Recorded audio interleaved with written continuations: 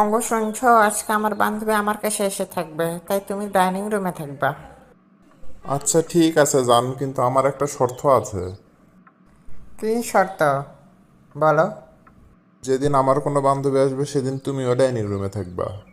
আচ্ছা বলটু, আমি যদি কখনো মারা যাই তাহলে তুমি আরেকটা বিয়ে করবে না তো? আরে না, আগে মিনিমাম 1 বছর জিরাই নিমু, তারপর বিয়ে করবো।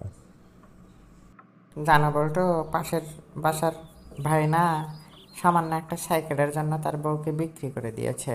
তুমি এমন করবে না তো? সামান্য একটা সাইকেলের জন্য আমি তোমাকে বিক্রি করতে যাব? আমি তো প্রাইভেট কার ছাড়া তোমাকে কখনোই বিক্রি করতে যাব না। হি হি হি। জানো টুনি, আমি কিন্তু সত্যিই তোমাকে অনেক ভালোবাসি। Oh really? এত ভালোবাসা আমি কোথায় রাখবো? এত ভালোবাসা রাখার জায়গা না হলে তুমি তোমার বান্ধবী সকিনারে একটু দান করে দিও। জানো টুনি, আমি তোমাকে সত্যিই অনেক ভালোবাসি। আমাকে ভালোবাসার মতন কি যোগ্যতা আছে তোমার মাঝে?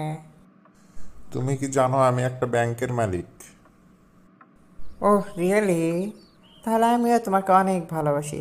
তো বল্টু, তুমি কোন ব্যাংকের মালিক?